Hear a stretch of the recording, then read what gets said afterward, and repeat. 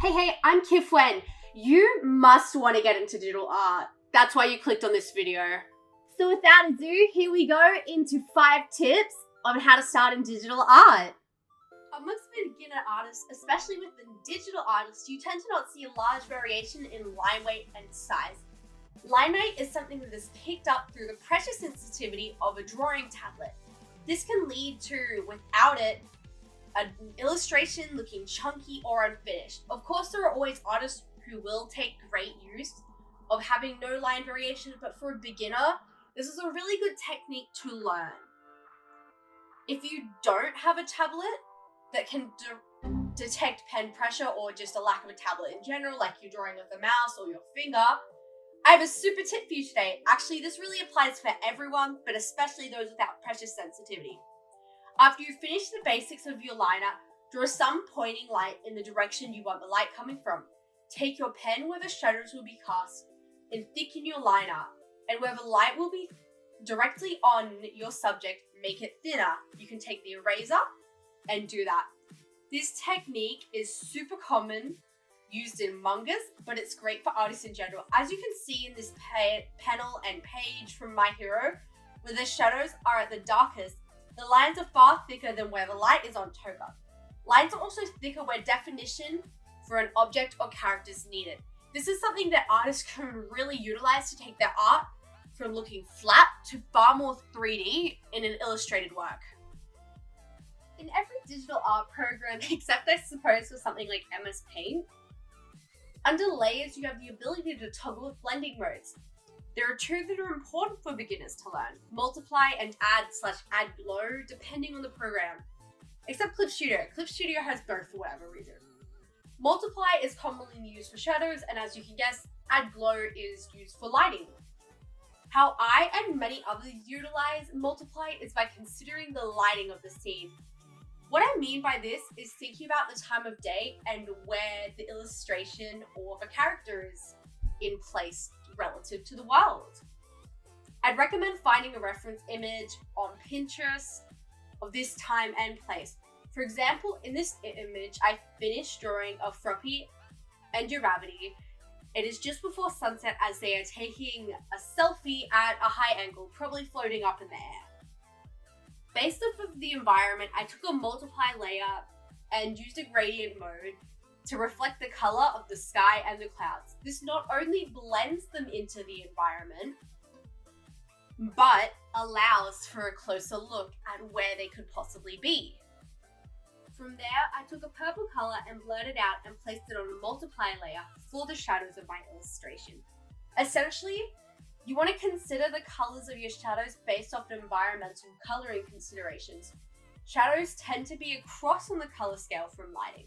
So as you can see, the lighting in this illustration is far more on the orange scale, so purple is directly across from it on the color scale and puts us in about the right spot of what we want our shadows to be.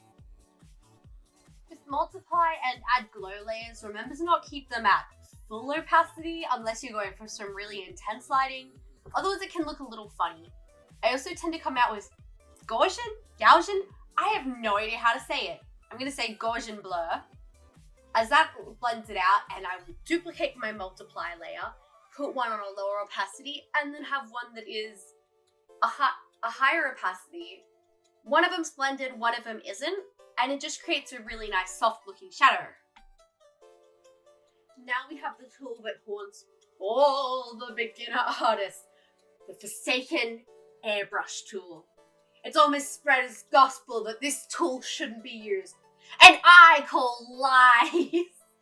The airbrush is a perfectly acceptable stylistic choice, especially when it comes to more anime and the more moe anime art styles, or even just a more realistic art. It's completely up to the artist's personal preferences on how they want their art to look.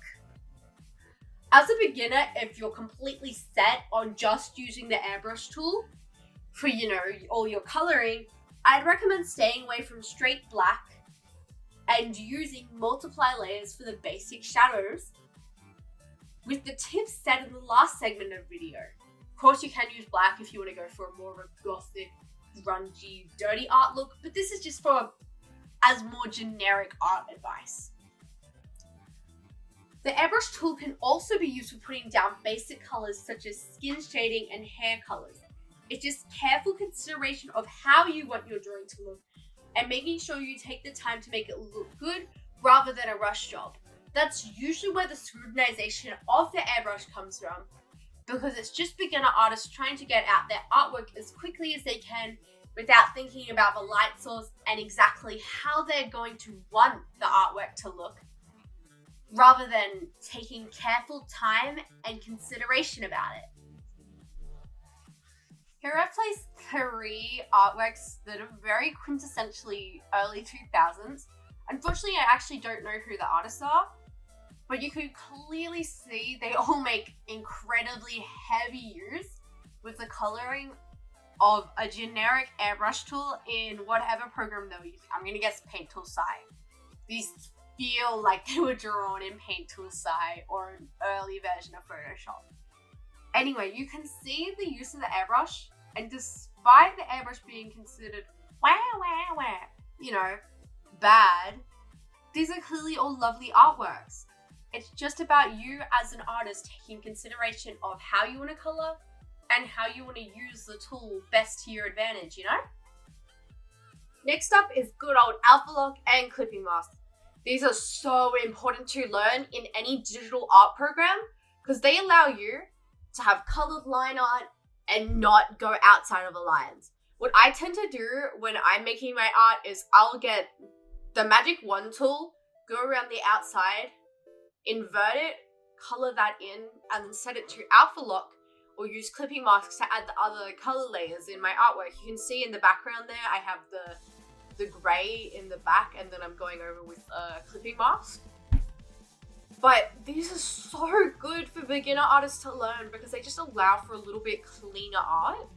And they also allow for the things like having the colored line art, which lots of people wonder how you do, because I'll see people switching colors whilst they're doing the line art, and I'm like, child, no.